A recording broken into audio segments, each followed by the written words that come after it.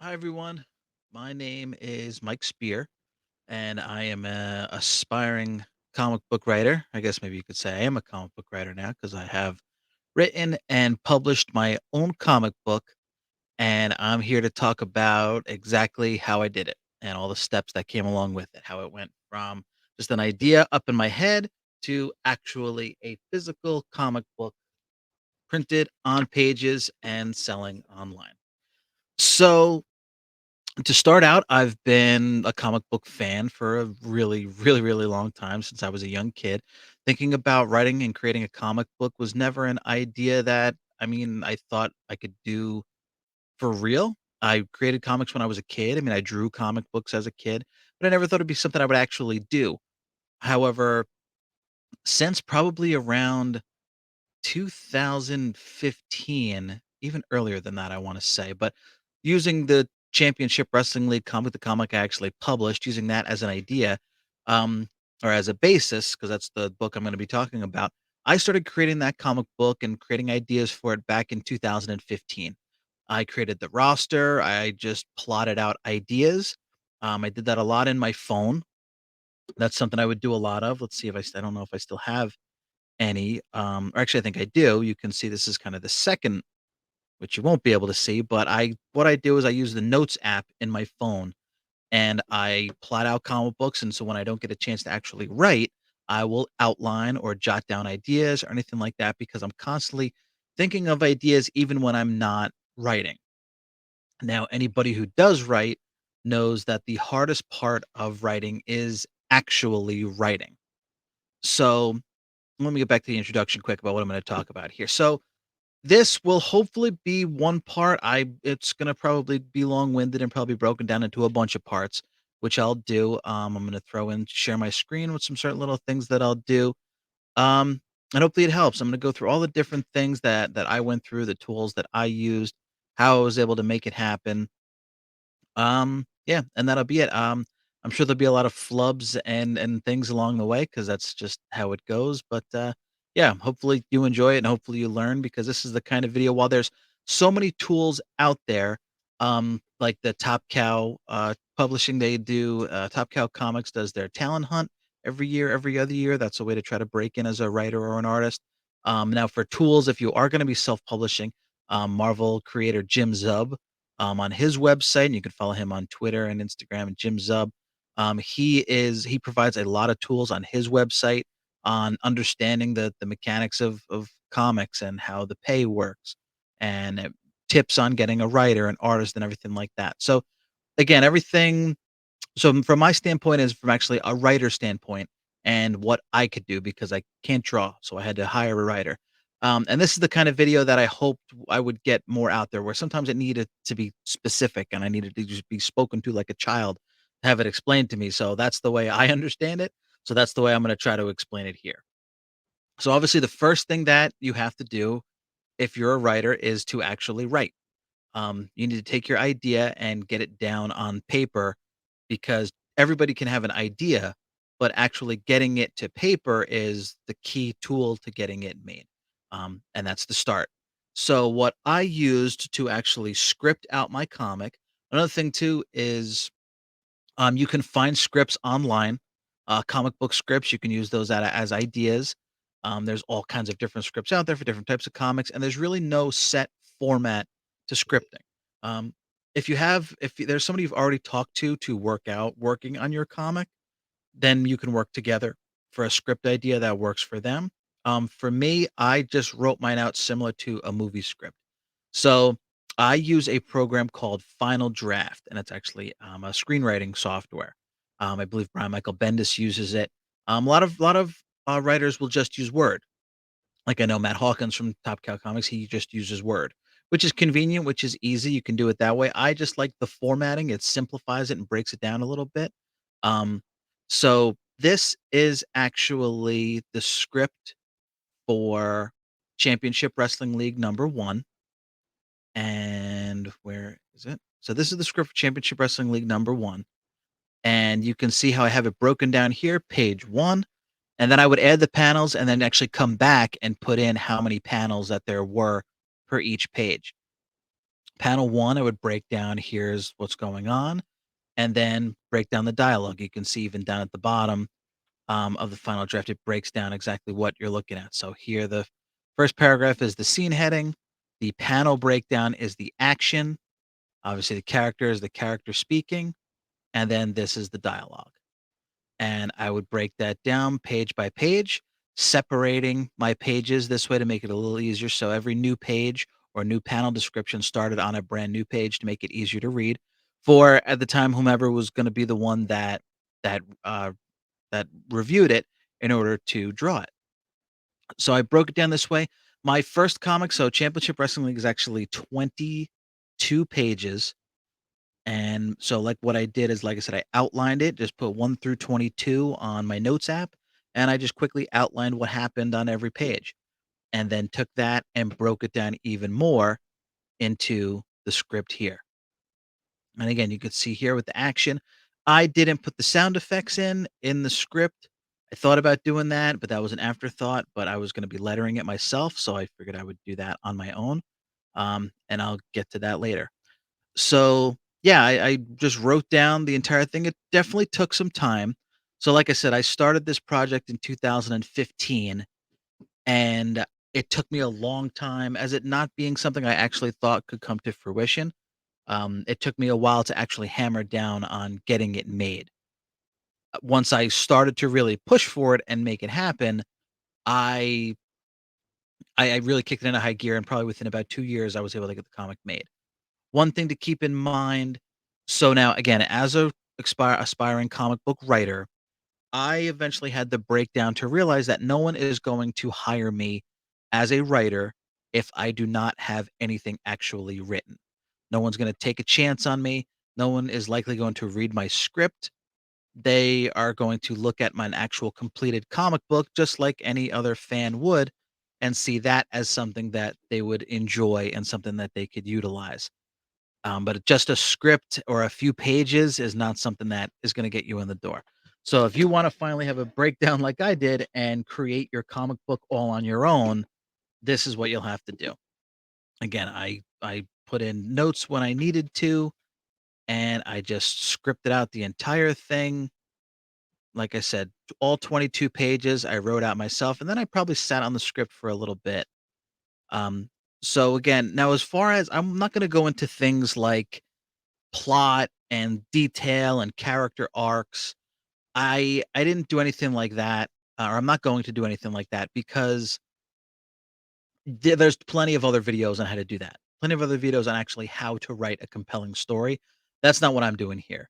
If you like your idea and you think your idea is good enough for as a comic because you're a comic book fan and you know what you like, so you're creating a comic book of something you like, not something that you think is marketable. Create a comic book on something you like me. I'm a big wrestling fan. So when it came to actually hammering down on a comic book that I wanted to make that was going to be mine, a wrestling based comic book is what I wanted. So what I did was, again, so as a writer, you're creating your own stuff from scratch. So you know how you want your story to go. Take some time to think about it and plot it out in your head before you actually just start writing it. You can just start writing it and rewrite it that way if you'd like. Like I said, there's plenty of videos out there on story structure and all those kinds of things. I'm not going to get into all that. So once you write and actually get it down, then you're already on your way. The hardest part that I found in the whole process, and this is something that, again, that a lot of folks talk about, and a lot of folks ask about, and again, it was something, just kind of a hurdle that I needed to get over, and that was finding an artist. So, w there was no way I didn't have any artist friends. So, one thing I did early on was I spoke with somebody and asked if they were interested in working on a comic book, and they emailed me back, and they said yes. I found them on DeviantArt, and they got me back, and I sent them some samples, and we just looked at it a little bit, and he just wrote a few pages, and that was it. I just had some few black and white pages based off of my script that I started pitching around, and obviously, I didn't get anything back on them because it was very early on. It wasn't a full story. It just wasn't something that anybody, would be interested in because it wasn't enough there. And we had talked about payment, and he told me that, oh, he wasn't, even thinking about getting paid because he was just starting out just like I am. But he obviously could not commit to the entire project. Understandable. You are not going to find an artist for free. That sucks. And obviously that's the hardest thing is you want to split the profits with someone. You're not going to make any profits for a very long time. That's the truth about creating comics and publishing comics on your own. People make it look so easy, even on Kickstarter. I had a Kickstarter I launched twice, and both times it failed. So I had no extra funds coming into this, and that was the issue that I ran into because obviously and then one of the reasons why it took so long for the book to get made is because the artist I worked with to get the Championship Wrestling League made, he would pay I would pay him, and then he would give me a page, rather than him providing a page and then I would pay him, which is normally the practice. Now, how I found the artist for the Championship Wrestling League, because I had reached out to some folks on DeviantArt before, and again, this is years and years ago, for interest in creating a comic book. Some guys had prevented me, let me know their page rate, which was out of my price range, obviously something I couldn't pay. But a very awesome tool now, there are Facebook groups that allow you to just reach out to and a large community to use, and you can get a lot of people to just come back at you. So pretty much they're coming to you, you're not going to them. So the group that I used on Facebook was a group I joined. Look, 37,000 members too. Is a group called Connecting Comic Book Writers and Artists. So here's even someone right here. I'm a comic book artist looking for work. I do pencils, $40 per page. They let you know right off the bat what they charge. He even includes here $40 per page, pencils and inks. So now you know exactly what you're getting for. What you can do, which I wonder if I can find my posts. Might even be able to show you the post that so here is mine for Championship Wrestling League number 2. And yes, here it is right here. Here's my post, March 28th, 2022. Hey everyone, I'm a writer brand new to the group. I'm looking for an artist who is also a fan of pro wrestling to work on a wrestling based comic book. Bonus points for you familiar with late early 90s WCW. So I'm looking for someone to work on this book. So if I view in this group my post, if it comes up here, which yes, it will. Oh, and my computer's freezing. So here it is. Look, I got 59 comments of different artists who were looking for work. I didn't mention how much I was looking for. I specified, please comment with page rates and sample art, not opposed to splitting IP, so intellectual property, if they wanted to do that. So a lot of guys sent me here $50 per page. They'd send me there. Some folks would just send me others, just pictures and expect me to go to them. The best way for any artists who might be watching, provide sequential art like this. This is perfect. Provide sequential art as if it was a comic book page with your page rate. Make me do as little work as possible. And that is actually what I did. Um, so this group worked out great. I have it saved. I even went through and saved some of these people for any projects I want to work on in the future. If I do have more work that I'm looking to do. Um, so then what that allowed me to do was to reach out to folks all over the world, not just folks in the United States, because $50 a page for me is a lot. So what I was able to find, the artist who worked on Championship Wrestling League number 1, his name was Mac Radwanski, and his page rate was $30 a page. While not that much at all for a page, it added up over time, obviously, that's what took me so long to do it, because $30 here, $30 there, I can do that, but all that money up front, $700, for a book, I couldn't do that all up front. So it was $30 here, $30 there, and that was for black and white pencils and inks. Now, the other person I found to do colors, his name is Ichsan Ansari. and he charged $30 a page as well. So every page in my first comic book, the artwork alone cost $60. I reached out so I had there is also a Facebook group for the Top Cow talent hunt that I was a part of from entering that, and that's where I saw Itch San's work because he was a colorist looking for work, and he put it out there, "This is my coloring work." Since I liked it, I saved his post. When it came time for me to create my comic book, I reached out to him and we worked on it together. So he charged $30 and Mac, the artist, charged $30 for pencils and inks. So a final colorized page came out to $60. This is what took a lot of time, but it was something that needed to be paid. However, my current artist on Championship Wrestling League number 2, I was able to find for $18 a page, which is very, very, very cheap. He's in Mexico. So that's something that is helpful is when you're working with international artists, the conversion rate is helpful in, in America, in the US dollar favor most of the time. So that's how I was able to afford an artist on my book. So, but again, $60 is very cheap because there's really top-notch artists out there for $125 that you've seen. But I think I was able to get very quality work for what I paid for. So when you go to those Facebook groups and you put out a post and say that you're looking for an artist, there's a lot of folks that are gonna come to you. You may get spammed with a lot of stuff that you don't wanna see, that you're not interested in, it's not the style you're looking for. Because you saw in my post, even though I mentioned, "Here's the style I'm looking for," I got a lot of stuff that was not what I was looking for because people are just looking for work. You can even try Twitter. The same thing happens on Twitter. I put out something on Twitter and I don't even know how. I don't think I had any hashtags to it. And I got bombarded with messages of people asking if I was looking for an artist still. Bots and stuff like that. That's just what happens. But that was the best way I thought to find an artist because I tried DeviantArt. I know there's another website out there. I can't remember the name of it right now where people just say they're looking for work. But the best thing that I found is to have the artists come to you and not you go looking for an artist because that actually works. And then you can pick and choose what works for you because you can go and find someone and go, wow, their artwork looks great. Let me reach out to them. And then they want $100 a page, but you can't afford $100 a page. Trying to haggle with an artist is not something that they like because they're already expecting someone to lowball them and or they're expecting someone who doesn't want to pay them in the first place. So you don't want to haggle with an artist. An artist has their rate for a reason, and that's what you want to pay them.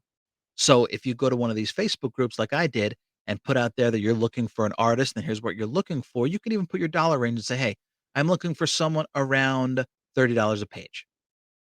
And then you can, you'll get the folks that respond to you that want to do that. So that's a good thing. You can do that. Um, and that's how that's how I was able to find a writer.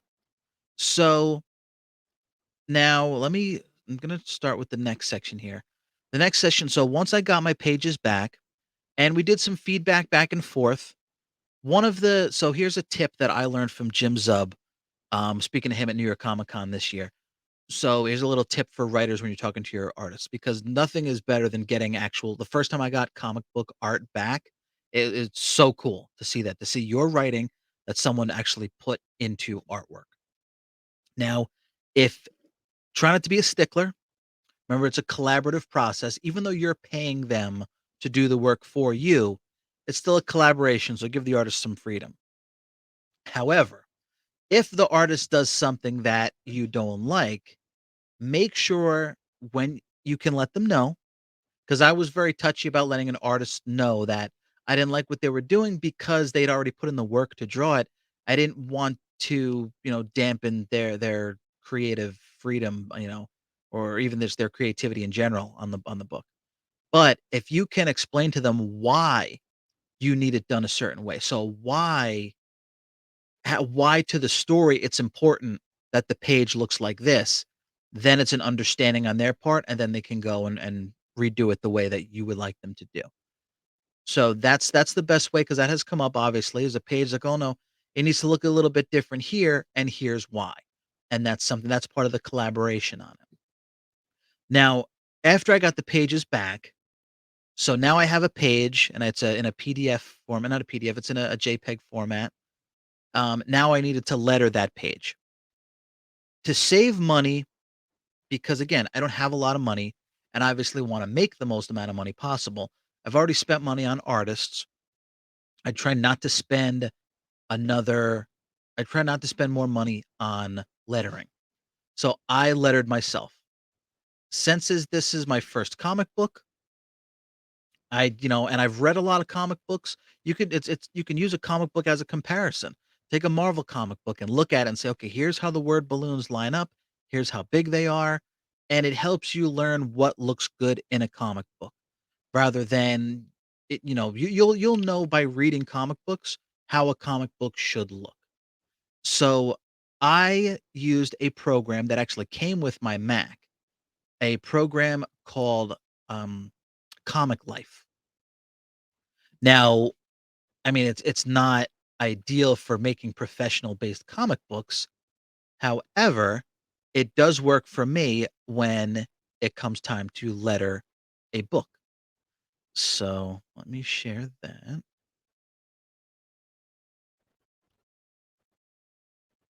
Um, let's see. Yeah. So this is Comic Life. This is a page from Championship Wrestling League number 2. And you can see what I do is this is the actual page of artwork, and I put that on the page, on the blank page, I stretch it out, and then I can use letterboxes, or I can even use word balloons just like in a comic book. Now this takes time to fit them in, to use the right words, to shrink the letters down so they fit on the panel. This takes a lot of time. Right now, Championship Wrestling League number 2 is completely lettered. However, I haven't gone and proofread it um, yet I haven't gotten proofread it yet to to get it ready to publish digitally. Because it costs a lot of money to print, which I will get into. But this again does not cost me anything. So as a writer, I was able to use this program to letter books on my own. I think it's very helpful. It looks very professional. When I took it to I used the default font that comes with the program, this Lint McCree International. And when I took it to a comic book store, there was the owner of the comic book store and also a customer in the store who told me that they really liked the lettering and they liked the font that I used. So, I mean, if they're just saying that, okay, but it looks okay for me. And especially as an independent comic book, I think it works just fine. You can see here you can add sound effects with this program as well. Um, like I did here. You can put that wherever and just line it up just like you would an actual comic book page. Um, I find this works great. My book looks, I guess, I mean, not like it was professional letter because there's little imperfections here and there. I'm sure a professional letterer can knock it out much faster and make it look a lot more neat than mine is. But again, as someone who is just doing this for the first time, it works for me, and I think it looks okay. And it took a lot of trial and error of sizing the windows, changing because even I will make the font smaller in issue 2 than issue 1 because it just looked big for the page in issue 1, hoping it looks that good in issue 2. Um, and then so that was how I did it, and I saved it as individual pages. And oh, no, I don't. I still have Comic Life open. So actually what you can do in a Comic Life is you can add another page at the bottom. So, not new. You wanna do oop, I'm not sharing it anymore. Here. So you can go to Comic Life and you can insert a blank page at the bottom. So then I can take everything I did in my page and put it on my next page. So that way I have one file that has all my pages in it together. And then I can save this, and that makes it better for uploading it digitally.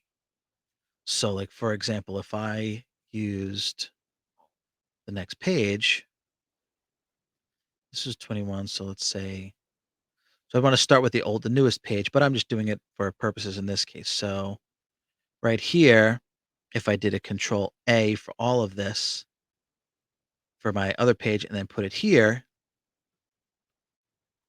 oh, and then control A and then control C to copy, command C, it'll work. Believe me, because I tested it. Okay, command C to copy everything. Command B to paste everything. So there it is. So there's the artwork. I would have to bring over the letters and stuff too, but I can do this to put it in one continuous page, and that will allow me to then when I upload it, have it that way. Because that was a hard thing to do was taking a ton of individual JPEGs, exporting them out as PDFs, and then combining them into one PDF file to upload digitally. So that works for Amazon, that works for Global Comics. That's how I had to do it, was upload one file that includes all of the pages together. One thing to keep in mind when you do that is your cover cannot have a price on it. A digital upload cover does not include a price. So there's 2 covers, one with a price, one without a price. So I did that, um, and then that's how I was able to upload it. And now formatting it, I guess that's kind of what I'm referring to, is sorry. So, yeah, so that's how so form when I say formatting it, I mean by getting it ready for digital upload and putting everything in one file to upload digitally. So again, like I said, you can export it to a PDF and then have that all of the pages together in your PDF, and you're using that to upload to Amazon, to upload to like a Global Comics, which is an upcoming independent comic book, digital comic book platform, which is awesome. Now, when it came time to put it in or to upload it for printing, that was a little different because that took individual pages. One another thing I did a lot of research on to try to find out what works good was how to actually print or get my book printed. This is the part that takes the longest because it costs the most. It cost me 1,000 No, I'm sorry, it cost me more than that. Initially, when I had checked checked it out to see how much it would cost, it was $1,984. However, when the time came to where I was going to actually printed it, it was almost around $2,300 because with the pandemic, there was shortage in resources and paper and everything like that. So it cost over $2,000. So I eventually was able to come up with the funds to do that eventually after years, money back from refinancing my house. I paid for shipping or for printing. I looked at a lot of different resources because I was also looking for the cheapest because I really just wanted to get my book made. So I was looking for the cheapest that I could find. Now, a lot of people have like I know Comics Spring is one. However, the one that I found is the cheapest and that worked best for me was Mixam. Mixam.com is what I used, not that, remove that. Mixam.com is what I used to print my comic book, and I'm very happy with how it turned out. I've had a lot of people, giving me feedback on the quality of the book, and I think it works great. So this is Mixam.com, and right on the homepage, you can easily put in the information you need to get your book made. So here you have tons of different options here, US Digest, US Standard. So a trade, I did US Standard, and I don't know how to get to it, but there is an option where you can even put so you don't want a booklet. You want a book. You don't want a hardcover book. Yeah, I guess you want a booklet. That's the one. This looks much different than when I did it. But but you can choose the size right here. You can even do custom size if you want to. The book that they printed with this one, it fits a little snug in newer bags, but it still fits, and it's okay. Portrait, I had 1,500 copies of Championship Wrestling League #1 printed out. So you look at this price and you think, "Wow, that's not bad at all," which it's not. Satin pages, I did 80-pound text for the pages, and the pages are top quality, like, glossy looking pages almost. Um, However, the page count had to be 24 because it has to be multiples of 2 and with a cover. I added a cover, and I believe I did gloss. Now for the cover, I overdid it on the cover. Because it was a cover, I used a 100-pound cover, which is go back real quick. So the 100-pound cover is it's thicker. It's not like comic book pages, which are even the comic book pages, like probably a Marvel comic probably uses 70-pound pages. So you could even get away with using 70-pound pages. This book is very sturdy. So I would probably recommend when I do Championship Wrestling number 2, I'm gonna dial it down a little bit. I will probably do an 80-pound cover, or I might even do a 70-pound cover because usually the cover and the inside pages are kind of the same. But the interior will be a 70-pound as well because this book, the quality on this is stiff.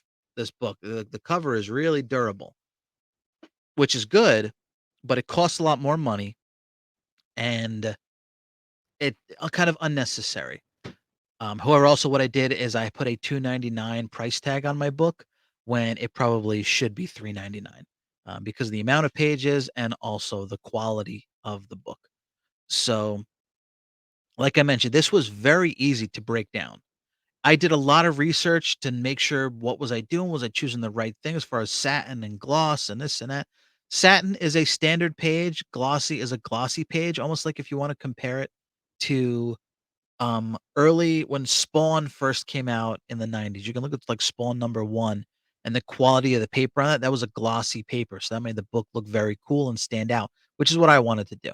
It's a glossy page, which you can do, but you don't have to do. I'll do glossy again, but the poundage on the page, I'm definitely going to be dialing down because, like I said, I used 100 for my cover, and it was a lot. Even the interior, I would probably use 70-pound weight, for Championship Wrestling number 2. The cover, you can't go lower than 80. I would use 80 because 100, if it was going to be a special edition, book, maybe 100 is worth it, but I recommend going 80 for sure. I mean, it doesn't save you all that much. That was another reason probably it saves you 40 bucks, but hey, 40 bucks is 40 bucks. Color and yeah, choose your cover finish. I did, I believe, a gloss lamination, to make it shiny, not something necessary. You probably don't need a finish on your cover. It can look just like the internal pages, which is fine, and especially if you wanna just get it made, that's the best. So this, like I said, this cost around $2,300, the shipping and everything, and I got it in probably a month, which was great because everything else that I saw, it was like 3 months at least. I got it in a month, and all the books showed up. They came in 100 count boxes, so I got a lot of boxes of books. Every box had about 100 books in it. One had about 50 books in it that were damaged because honestly, the one problem with, um the one problem with Mixam that I had is the shipping.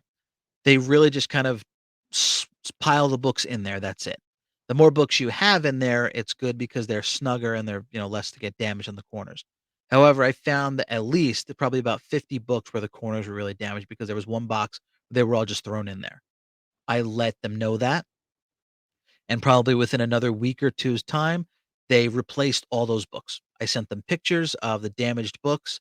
They replaced all those books free of charge. It was about 50 books, so they used the digital printing rather than the standard printing that they do.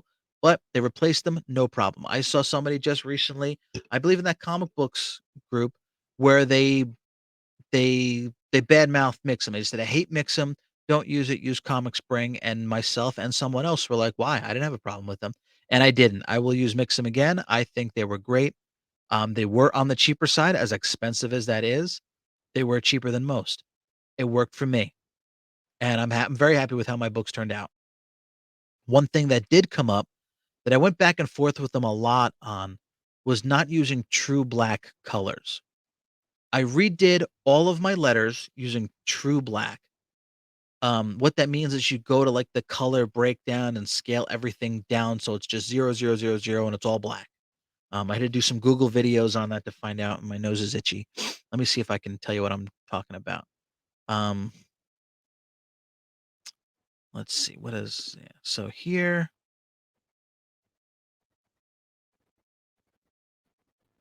um, yeah, so let me share Comic Life again.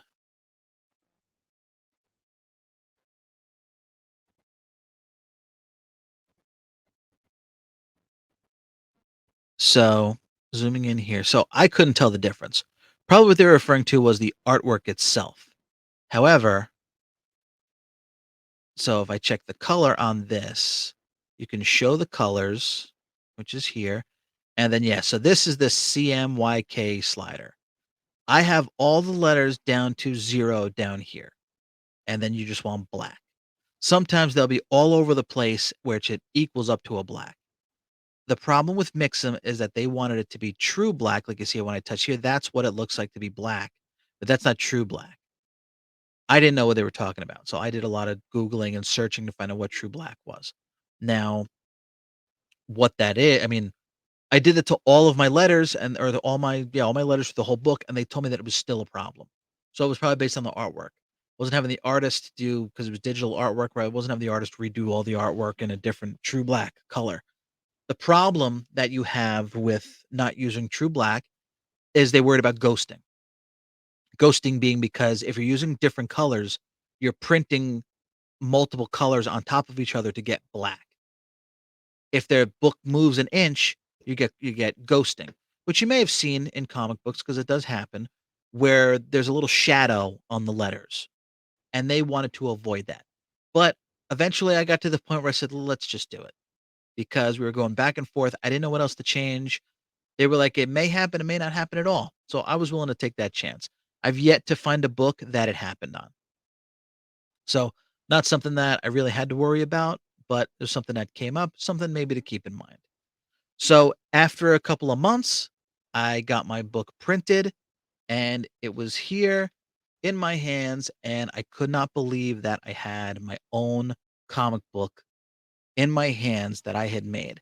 I blew through this in 37 minutes. It took years for me to get that done, but hopefully the details of it, are the ones that I covered.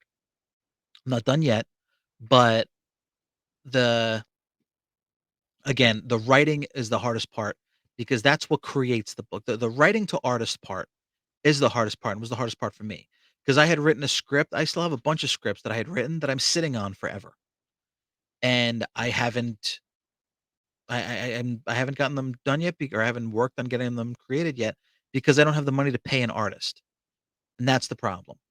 However, it doesn't hurt to bank money aside to help fund Championship Wrestling number 2. I sold things on eBay, kinda just saved some money here and there wherever I could, but like I said, having that Facebook group was kinda the key because then I could have people come to me in a price range that I could see with their sample, say, "Okay, I can work with this, and I can afford that." And then you discuss it with them. Do you want some upfront? Do you wanna pay per page? Which is usually how it goes, usually a page rate. They'll charge more for colors. If they charge 30 for inks and pencils, they're gonna charge 50 for full colored pages. Probably usually it's 50 for pencils and inks, and then 75 for colors. I found both a colorist and an artist together, so there's 3 people that worked on my comic book. Actually, I'm sorry, forgive me, make that 4. The cover of my book, the cover of Championship Wrestling League was drawn by a friend of mine named Bert Ramos, who is an artist but does not wanna do a full book. He was interested in just doing the cover. So that right there that you see too, he drew that, and he drew that for me for free. He did the same thing for Championship Wrestling number 2, Championship Wrestling League number 2. You can have your artist just do, a page, just do a cover as well, or you can maybe hire someone, just a one-time fee to get someone who does a little bit more detail to do a more flashy looking cover. You can do that too. So I printed. I got my book back. I have stacks of books here to sell. Now, selling is the next hardest part. After getting your book created and it drawn, selling it is the hardest part. Social media like crazy. I don't have a way to just throw up links. I could here, I could put at this snap, but check the comments or no, the description of the video. I'm gonna put all the links where to buy Championship Wrestling League, where all the social media links are, my social media links. Um, I probably should have started this video by saying please subscribe and like and all that other stuff, but I'll do that at the very end. So selling your book is the hardest part because you make it think that, okay, now I have a book, I can put it on the stands, and I'm off to the races. And that's not the case. I have taken my book to some wrestling shows, sold 6 copies. I've taken about 5, 10 copies and put them in other comic book stores. Literally gone to the comic book store and said, "Hey, I have these books here. Can I put them on the shelf and will you sell them and we'll split the profits, even if my book is 2.99, if we need to split a dollar 50 between us, let's do that." Social media is huge. The majority of my sales have come from online sales because I sell my book on Etsy. Etsy is a very, unconventional way to sell comics. There are plenty of comics out there. What I'm also gonna do is I'm gonna put links in the description of all the interviews I did, when my book was, coming out, or maybe specifically one where I was on Comic Book Club Live, which is a popular comic book podcast, and they were kinda not taken back is the word, but they were not finding that I was selling on Etsy was a little unconventional. They were surprised by that because they don't know anyone who was selling their books on Etsy. But if you go on Etsy, there's definitely comic books on there. The reason I sold my book on Etsy is because I already had an Etsy shop where I sell lapel pins based on artwork that Burt Ramos did, the guy who did the cover. So I was already selling it on there, so it was easy to put my book on there. It's an easy way to print shipping labels. I bought comic mailers. I bought those hard comic book mailers. Do I have any around? I don't have any in quick grabbing distance right now, but those hard Gemini comic book mailers, I bought a bunch of those off of eBay and I bag and board my book and put it in there and ship it out. So to be honest, I am not making money when I make a sale. When I make a sale on my comic book, I would need to sell every single issue in order for me to make a couple $100, if that. Really, it's about getting my book out there, but I think something that will go a long way in the long run is the quality. I bag and board my book. It's a good quality paper book, and like I said, I send it in those Gemini comic mailers, so it's not gonna get damaged. And so Etsy for me was just very easy. You can do a store, you can do a Shopify or something like that. I don't know how to put it in Diamond Distributors and have it shipped out and stuff like that. I don't know how to do that. So I don't do that yet. Right now, it's all me. I'm looking at the stacks of comic books right now, and I ship them when an order comes in on Etsy. And, and then it goes out, and some people sign it, and some people hit me up on social media and let me know that they like it. And I very much slacked on creating issue 2, but also I wanted to do a video like this. So I hope this is helpful, and I hope that, people get some info here that I was looking for because as fast as I blew through this, hopefully it lets you know that it's really not that hard. It just takes time and money, which are hard things. But if you've got an idea, write it down and you can use the tool, find yourself an artist through a Facebook group, and it'll help you once the ball gets rolling, you'll be more motivated to make your book and get it completed. And then once you have it there, you'll if you're energized about your book, make no mistake to get it out there as much as you can. And I'd be excited to see it too because definitely going through all the work myself, I very much appreciate it. And when I see folks on Twitter who are talking about that their book and they have a Kickstarter and this, and I'm very much inclined to check out their Kickstarter and donate if I like the project or even like and share their tweet because that goes a long way too. So do anything you can to build the little community, which is something that I very much did. I've done podcast interviews, pushing my book and talking about it and putting it out there. A lot of them I did early on when I was pushing the Kickstarter, but those friends that I made doing those interviews are ones that I still have to this day, and they continue to help me promote my stuff. So, yeah, I think in closing, if you wanna do it on your own. And that's something in the comic book club interview I did is that I tried entering the Top Cow talent hunt 6 times, I think, and I didn't win, obviously. So, but I still very much wanted to be a comic book writer. So, this was me just doing it on my own. And it took me a while to learn, and I did a lot of research on how to do things and get the right answers and making sure I was doing the right thing 'cause I didn't wanna make any mistakes. But that still happened. I went through all this stuff, and with all the research I did, there's still some mistakes in my book, and that's just fine. That's how it goes. You live and you learn, especially when it's your first project, and if you're trying to get your foot in the door and you wanna be a big time comic book writer writing Superman and Batman and Spider-Man, you gotta have something created. That also too, Axel Alonso, when he used to be editor in chief at Marvel, he talked about how when he looks for talent, he would go to webcomics and look at webcomics and see what people are putting out there. And if you like their webcomic, maybe it's somebody that could be a good writer. So you can do it. I did it. I'm very proud of myself for doing it because it's something I wanted to do for a very long time. The first comic book I ever signed, I gave to my mom. But then when somebody would order a bunch and wanted them signed, and I'd sign a whole stack of comic books. It was a very fulfilling, thing because obviously, and I've heard Jim Zub say this too, is guys get into the comic book business because they want to sign comic books and they want to be cool and popular, which is not me. But there is a good feeling behind signing your name on your comic book. So I think that'll do it. Like I said, be sure to rate, review, and subscribe. Check out the other videos on the Spear Studios YouTube channel. I do a podcast every Monday night called Mind Your Effing Business with a friend of mine where we talk about topical subjects. I have another one that comes and goes called Cube Nerds where we discuss our actual day jobs. And then there's some game streaming on there I've done too. Follow me on Twitter, Instagram. I'm gonna put my linker in the description below, so it'll have all my links in there, and then I'll do just the direct links on where to get the Championship Wrestling League comic book and everything like that if you're interested in checking it out. Plus, you can get merchandise too. The T Public is a very easy way where you can take designs and just upload it to their website, and they'll turn it into merchandise for you. So you can make merchandise for your comic book just as easy as well. So, yeah, thank you for checking out my video. Let me know in the comments if you have any other questions or anything I missed or forgot or any mistakes I made. But I hope this was informative to you, because, yeah, a lot of this information would have been very informative to me. So thank you again for watching, and I hope you, yeah, I hope you enjoyed it. Yeah, let me know. Thank you, folks.